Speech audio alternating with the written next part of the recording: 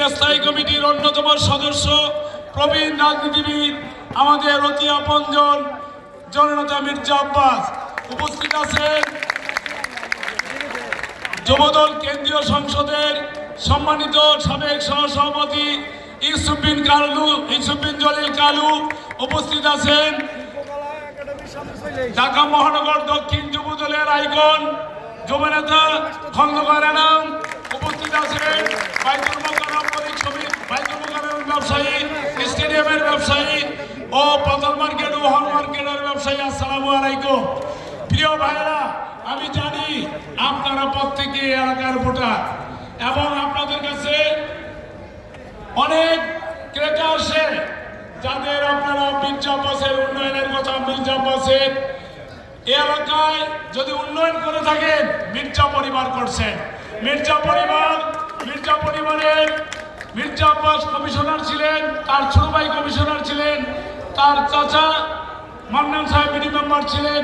মির্জা আব্বাসের এই এলাকার প্রত্যেকটা মানুষ ছিলেন। মির্জা আব্বাসের এলাকার প্রত্যেকটা গলি গলিতে তার পায়ের স্পর্শ আছে। মির্জা আব্বাস এমন একটি লোক, প্রত্যেকটা মানুষের সাহায্য সহযোগিতায় তিনি এগিয়ে আসেন। অসুস্থ ব্যক্তিকে সুস্থ করার জন্য তিনি আপ্রাণ চেষ্টা করেন এবং ইতিমধ্যেই আপনারা জানেন যিনি শুক্রবারে ওনার বাসায় লাইন ধরে, কারণ কেউ শারীরিক সমস্যা, বিয়ে সাথে দিতে পারে না, এই জন্য আমরা কাছে পাই, আমাদের এলাকা বেশি কাছে পাই, ওনার কাছে যায়। উনি যতটুকু পারেন উনি সর্বাত্মক সহযোগিতা করে এই এলাকার মানুষকে আগলিয়ে রেখেছেন। প্রিয় ভাইয়েরা, আরেকটি দলের লোক এখানে দাঁড়াইছে, নাবালক।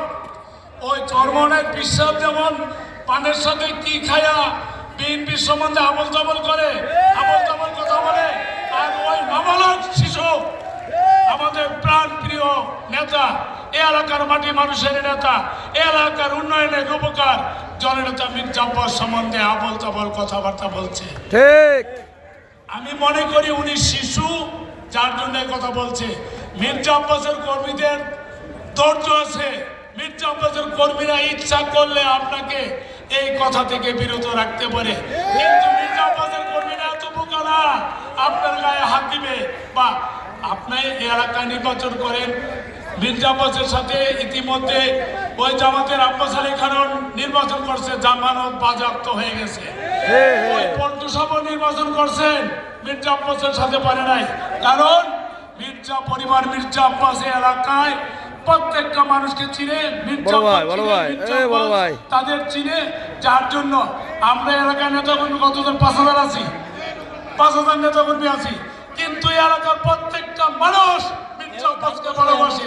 50,000 ভোটার আছে, 50,000 ভোটারই মির্জা আব্বাসকে ভালোবাসে। বিধায় আগামী 12 তারিখে প্রমাণ করে দিবে মির্জা আব্বাসের বিকল্প মির্জা আব্বাস। এবং আপনারা এখান থেকে বাসায় গিয়ে প্রথম পরিবারকে বুঝাবেন মির্জা আব্বাসের উন্নয়নের কথা, মির্জা আব্বাসকে ভোট দেওয়ার কথা, তারপর আশেপাশের মানুষকে বুঝাবেন, ডেলি 1 জনে 10 জন করে বুঝাবেন। তাহলে আমাদের কাঙ্ক্ষিত লক্ষ্যে আমরা পৌঁছতে পারবো এবং মির্জা আব্বাসকে এলাকার মন্ত্রী এমপি বানাতে পারবো। আপনাদের উন্নয়ন করবে ইনশাআল্লাহ। এইখানে যারা আমাদের দল করেন, সরাসরি দল করেন, 17 বছর নির্যাতিত হয়েছেন, আপনারা আপনাদের সাবলীল ব্যবহার এবং সাংগঠনিক দক্ষতা দিয়ে মানুষের মন জয় করবেন এবং মির্জা আব্বাসের পক্ষে আনবেন। আপনাদের ব্যাপারটা ইনশাল্লাহ মির্জা আব্বাস যদি মন্ত্রী এমপি হয়, আপনাদের কর্মসংস্থানের ব্যবস্থা করে দেবে ইনশাআল্লাহ। আমি আপনাদের বলছি, আপনারা কোনো অনৈতিক কাজে জড়াবেন না। এই এলাকায় কোনো চাঁদাবাজ সন্ত্রাসী নাই। অতীতে মির্জা আব্বাস যখন ছিলেন, মন্ত্রী এমপি ছিলেন, এ এলাকায় কোনো খুন খারাপি চাঁদাবাজি হয় নাই।